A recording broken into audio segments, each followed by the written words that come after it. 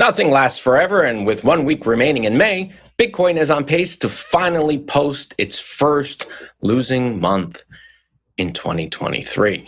Joining us now to discuss is Glen Goodman. He's the author of The Crypto Trader. Welcome back, Glen. Hi.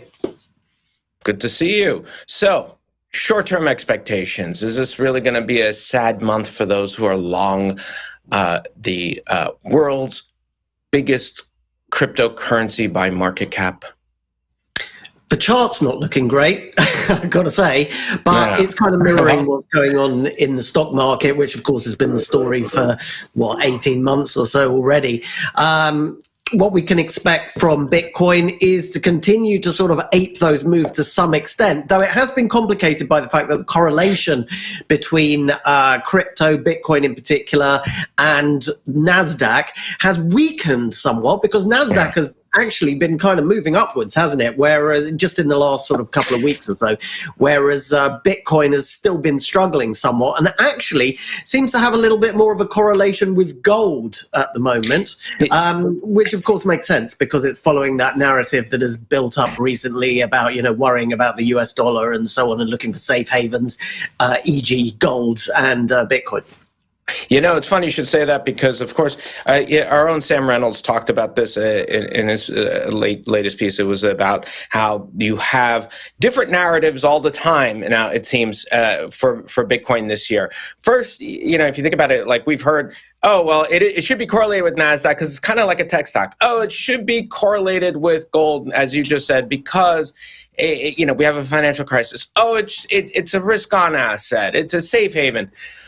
I'm like, what exactly? I mean, it seems to change its story more than a suspect, getting interrogated by the cops. I mean, this is sort of like every day it's a different story.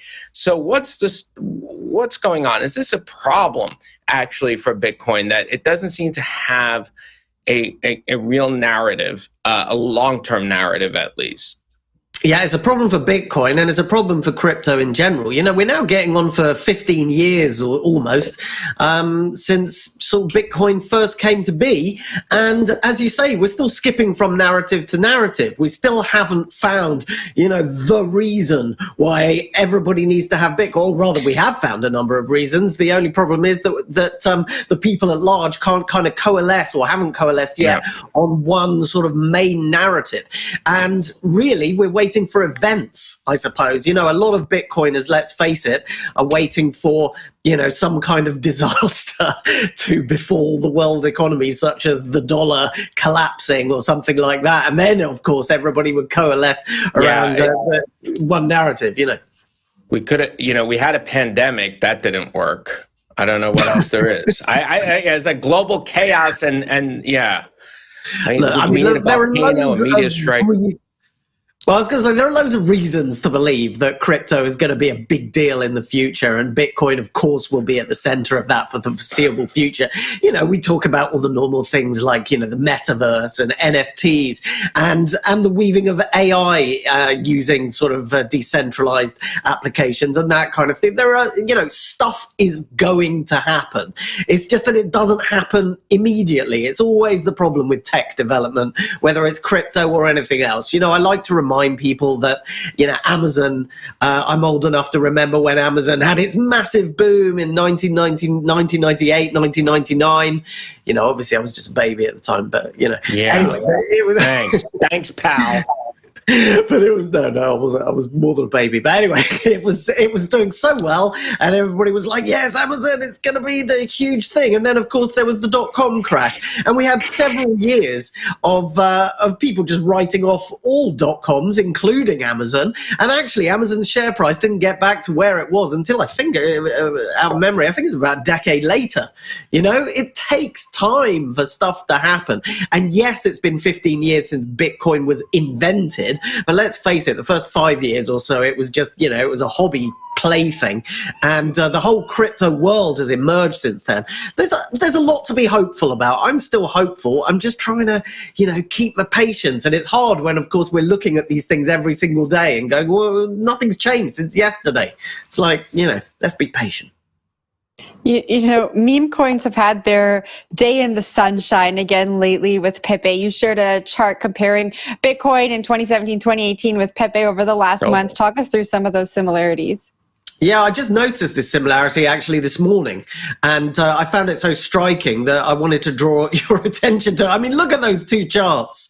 My Lord, anybody who says that charting and technical analysis is nonsense, they need to take a look at this. Is this just sheer coincidence? Like, you know, these charts could have done absolutely anything, and they just happen to have made this perfect or almost perfect fractal. So you've got Pepe there, which we're only looking about a month of data there. Bitcoin, meanwhile, we're looking at a couple of years worth of data. I talk in my book about fractals within charts because we see it so often, you know, on a small level, something will then be repeated at a larger level and a larger level, the same patterns over and over again, not just in crypto, of course, but in the stock market going back hundreds and hundreds of years. You can find the same patterns over and over again. And it's not coincidence because they reflect human behavior and human psychology. That's what creates, in the case of those two charts there, that massive parabolic rise and then the crash that is followed by a kind of sideways movement. Rather ominously for Pepe owners, if it does continue to follow what Bitcoin did there, the next thing that happened off the edge of that chart that we just showed was that Bitcoin then fell really, really steeply and stayed down for about 6 months to a year. And then it was, you know, finding its way back up again. And finally you got the new bull market. But, you know, if Pepe is a microcosm of what happens there, then look out below. The chart is, you know, it's on a knife edge for Pepe. It could go either way. But as I say, the analogy looks ominous. Glenn, if that's the case, then I worry that we're going to see people call for Pepe to be a reserve currency. So that's just what we need. I think the world's been looking for that all the time. Giant frog ruling the world.